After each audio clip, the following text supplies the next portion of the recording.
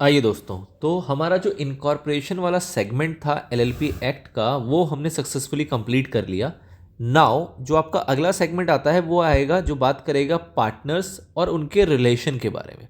Partners और उनके relation के बारे में विद रिस्पेक्ट टू एलएलपी वो सारी डिस्कशन अब आपकी रह जाती है जो कि हम आगे करेंगे।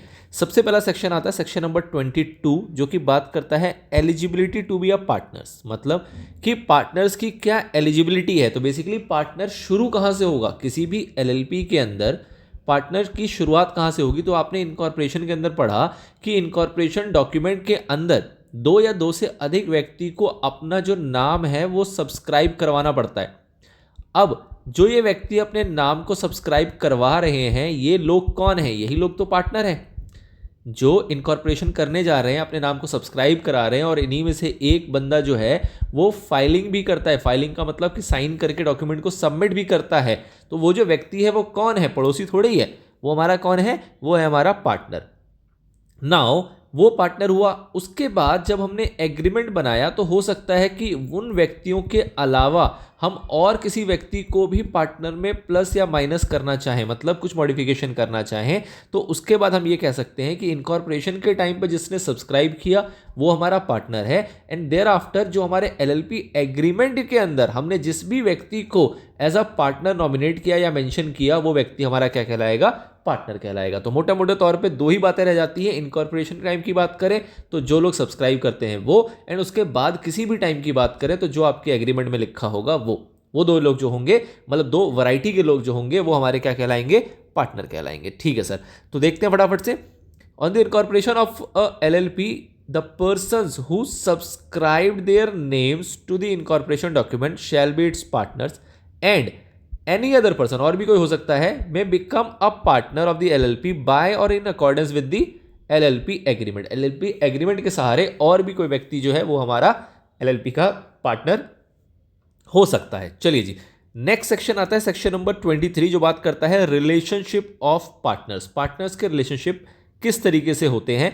तो हम यहां पे देख के चलेंगे कि भैया कुछ अलग से एक्ट में कहीं मेंशन हो तो अलग बात है, मतलब कि एक्ट ने अगर कहीं प्रोवाइड कर रखा है तो अलग बात है। अदरवाइज जितने भी हमारे राइट्स एंड ड्यूटीज हैं पार्टनर्स के एलएलपी के अंदर वो सारे गवर्न होंगे किसके द्वारा? एलएलपी एग्रीमेंट के द्वारा।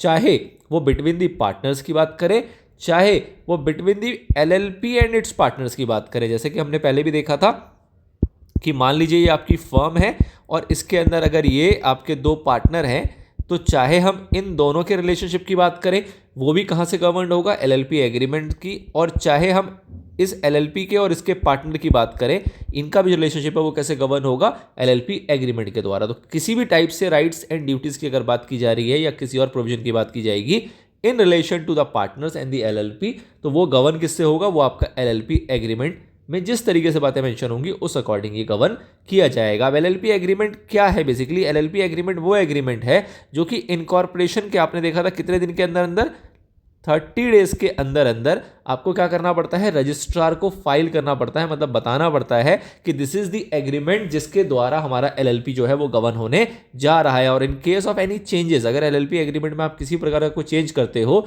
तो वो भी आपको रजिस्ट्रार को बताना पड़ेगा उस फॉर्म में, उस फीस के साथ, उस मैनर के साथ जो भी प्रिस्क्राइब किया गया हो हमारे रूल्स के अंदर। ठीक है जी, तो मोटे तौर पे ये हो गया कि एग्रीमेंट भी है। आपने इसका देखा था ई फॉर्म नंबर कौन सा था? बताओ, याद करके बताओ फटाफट से। ई फॉर्म नंबर कौन सा था जिससे हम एग्रीमेंट फाइल करते हैं? ई फॉर्म नंबर 3 था जिससे हम एलएलपी एग्रीमेंट फाइल करते हैं। किसके पास? रजिस्ट्रार के पास। आगे बढ़े तो आगे क्या आता है कि जो हमारी ऑब्लिगेशन की अगर बात करें, मतलब बेसिकली कि एग्रीमेंट जो था, दो सिचुएशन है। एक तो ये कि इस डेट पे मैंने इनकॉर्पोरेशन कराया, इनकॉर्पोरेशन जब कराया तब यहाँ पे दो लोग बैठे हुए थे, इन्होंने कहा जी आओ एग्रीमेंट करते हैं और उसके बेसिस पे हम एक एलएलपी जो है इनकॉर्पोरेट करेंगे। तो इन्होंने एक एग्रीमेंट किया हुआ था बिफोर, एक इनके पास रिटन एग्रीमेंट था। कब? Before incorporation, before incorporation. ठीक है सर। अब इस एग्रीमेंट में इन्होंने कुछ चीज़ें डिसाइड कर रखी थी कि किस तरीके से हमारी एलएलपी चलेगी, क्या क्या उसके ऊपर एप्लीकेशंस होंगी, किस तरीके से डॉक्यूमेंट तैयार होंगे, कौन कौन उसको सब्सक्राइब करेगा, ब्ला ब्ला सारी बातें लिखी होंगी। ठीक है। Once your LLP is incorporated, इस डेट पे मान लेते हैं कि आपका एलएलपी जो है वो इनकॉर्पोरेट हो गया। अब यही एग्रीमेंट आपको आगे भी फॉलो करना है या नहीं करना, वो कैसे डिसाइड होगा? अगर आपको यही एग्रीमेंट फॉलो करना है और आगे चल के जितने भी आपके पार्टनर्स हैं वो सारे इसमें अपनी सहमति दे देते हैं, मतलब सारे एग्री कर जाते हैं कि जो पहले वाला हमारा एग्रीमेंट था उसी को हम कंटिन्यू करेंगे आगे भी इस एलएलपी के अंदर, बाद में कब, आफ्टर इनकॉर्पोरेशन, तो ये सहमति अगर मिल जाती है तो ये आपका एग्रीमेंट जो होगा वो एज इट इज आपका आगे चलने लगेगा। अदरवाइज इसके अंदर कोई चेंजेस की रिक्वायरमेंट है तो वो आप चेंजेस करके भी उसको आगे कंटिन्यू कर सकते हो। तो मोटा मोटा कहा यह जा रहा है कि कोई भी एग्रीमेंट राइटिंग में था before incorporation between the person who subscribe their names, मतलब बेसिकली पार्टनर्स, डॉक्यूमेंट में impose obligation to the LLP, मतलब कि वो जो हमारा एग्रीमेंट था वो एज अ ऑब्लिगेशन एलएलपी के साथ चलेगा। कब, शर्तें, क्या शर्तें लागू है, प्रोवाइडेड कि वो एग्रीमेंट जो है वो रेटिफाई कर दिया जाए किसके द्वारा, all the partners after the incorporation, मतलब इनकॉर्पोरेशन के बाद अगर उस एग्रीमेंट को सहमति दे दी जाती है, रेटिफाई कर दिया जाता है सभी पार्टनर्स के द्वारा, तो जो भी उस एग्रीमेंट के ऑब्लिगेशंस होंगे वो एलएलपी के साथ इंपोज हो जाएंगे, एलएलपी के ऊपर वो लागू हो जाएंगे। ठीक है सर। और एक last but not the least, आप स्टार्टिंग से पढ़ते आ रहे हो जब से आपने चैप्टर पढ़ना शुरू किया कि भाई साहब अगर आपके पास आपका एलएलपी एग्रीमेंट नहीं है तो क्या कोई टूल है जो ये एक्ट प्रोवाइड करता है, तो हाँ जी ये देता है क्या, फर्स्ट शेड्यूल। ये कहता है कि अगर आपके पास अपना कोई एग्रीमेंट नहीं होगा, in the absence of agreement as to any matter, the mutual rights and duties of the partners and the mutual rights and duties of LLP and the partners, मतलब पार्टनर का आपस में और एलएलपी के साथ जैसा भी है वो कैसे डिटरमाइन किया जाएगा, वो डिटरमाइन किया जाएगा उस प्रोविजंस के द्वारा जो कि मेंशन्ड है कहाँ पे, फर्स्ट शेड्यूल के अंदर। फर्स्ट शेड्यूल में ये बातें दी हुई हैं। अगर आपका एग्रीमेंट नहीं है तो फर्स्ट शेड्यूल को आप चुपचाप से फॉलो कर लोगे। ठीक है सर।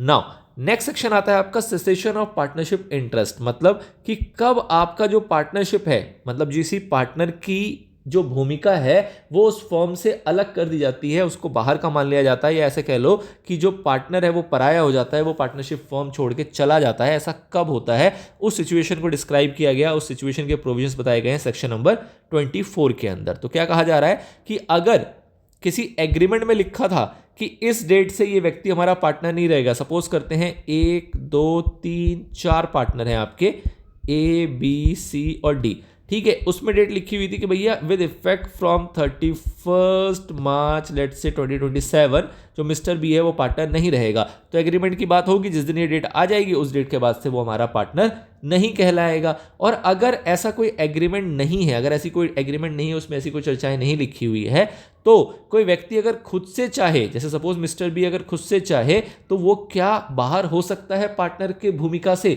बिल्कुल बाहर हो सकता है, बट उसको क्या करना पड़ेगा, उसको एक नोटिस देना पड़ेगा। किसको नोटिस देगा, वो एलएलपी को नोटिस देगा और कहेगा कि भैया मैं रिजाइन करता हूं, मैं अपने आप को रिजाइन करता हूं और मैं चाहता हूं कि मैं इस फॉर्म से ना जुड़ा हुआ रहूं, और उसके लिए उसको 30 दिन की मोहलत देनी होगी। मतलब कि जिस डेट से वो रेजिग्नेशन चाहता है उससे 30 दिन पहले उसको वो नोटिस देना पड़ेगा। किसको देना पड़ेगा, एलएलपी को देना पड़ेगा। ठीक है, तो दो सिचुएशन हो गई, पहला या तो आपके एग्रीमेंट में लिखा है, और अगर एग्रीमेंट में नहीं लिखा है तो उस केस में अगर कोई व्यक्ति चाहता है रिजाइन देना तो दे सकता है, लेकिन 30 दिन की मोहलत उसको देनी पड़ेगी। ठीक है सर। जो आपका सब सेक्शन 2 क्या बताता है कि कब एक व्यक्ति जो है वो एलएलपी का पार्टनर नहीं कहलाएगा, मतलब एलएलपी के पार्टनर की भूमिका से वो बाहर हो जाएगा। ऐसी सिचुएशन कौन कौन सी है, पहला या तो उसकी डेथ हो जाए, जैसे फॉर एग्जांपल मिस्टर बी की डेथ हो जाए तो ऑब्वियसली वो पार्टनर नहीं रहेगा, या फिर एलएलपी ही हमारा डिसॉल्व हो जाए। अगर एलएलपी ही बंद हो गया हमारा तो ऑब्वियस सी बात है कौन बी और कौन ए, कोई भी पार्टनर नहीं बचेगा। अगर किसी व्यक्ति को अनसाउंड माइंड करार दे दिया जाता है, डिक्लेयर कर दिया जाता है कि वो व्यक्ति जो है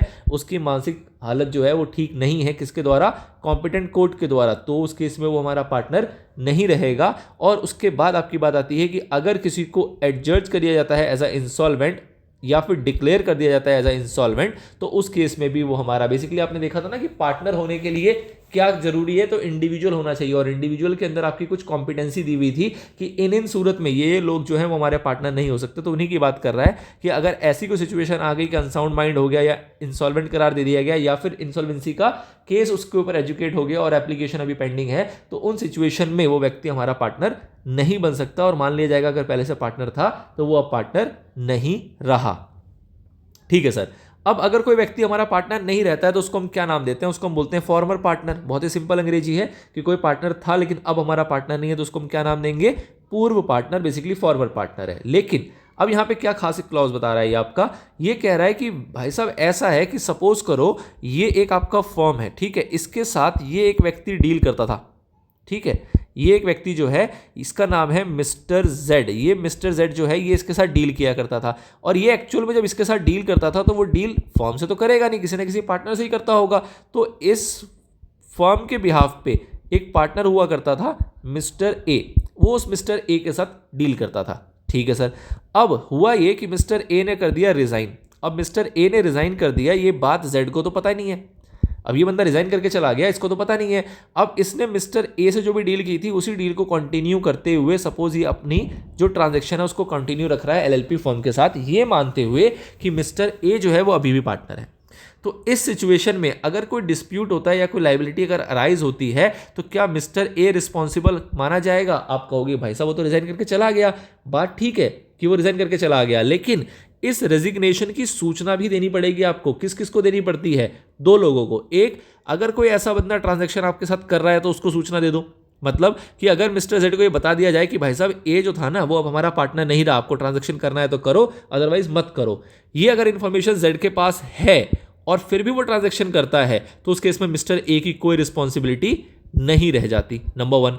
या फिर इस बात की सूचना किसको दे दी जाए? रजिस्ट्रार को दे दी जाए। रजिस्ट्रार को दे दी गई तो ये मान लिया जाएगा कि इसकी सूचना जो है वो सबके पास जा चुकी है, और रजिस्ट्रार के पास अगर सूचना पहुंच गई तो भी आप अपनी लायबिलिटी से क्या हो जाओगे? मुक्त हो जाओगे। बट ऐसा नहीं है कि दोनों में से अगर किसी के पास सूचना नहीं दी गई है तो इस मिस्टर ए की जो लायबिलिटी है वो कंटिन्यू रहेगी, वो आगे तक भी चलती रहेगी, इसलिए सूचना देना आवश्यक है।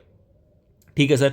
तो क्या कह रहा है कि इस केस में अगर the former partner is to be regarded in relation to any person dealing with the LLP as still being the partner of the LLP unless, मतलब कि अगर कोई भी पुराना पार्टनर है और किसी ऐसे पर्सन को जो कि डील करता है एलएलपी से उसको ऐसा लगता है कि ये बंदा अभी भी पार्टनर है, तो उस केस में वो पार्टनर माना जाएगा still being a partner of LLP unless, कब नहीं माना जाएगा? पहला, the person has notice that the former partner has ceased to be the partner of the LLP, मतलब कि जेड को बता दिया गया है कि भाई साहब ए हमारा पार्टनर नहीं है, अब ये उसकी जानकारी में है। और दूसरा कि आपने जो नोटिस है वो फाइल कर दिया है, डिलीवर कर दिया है किसको? रजिस्ट्रार को, कि भैया जो फॉर्मर पार्टनर था ये हमारे एलएलपी का पार्टनर नहीं रहा। इन दोनों सूरत के अंदर आपकी लायबिलिटी मुक्त हो जाएगी, अदरवाइज आप लायबल माने जाओगे, आप पार्टनर ही ट्रीट किए जाओगे। ठीक है सर।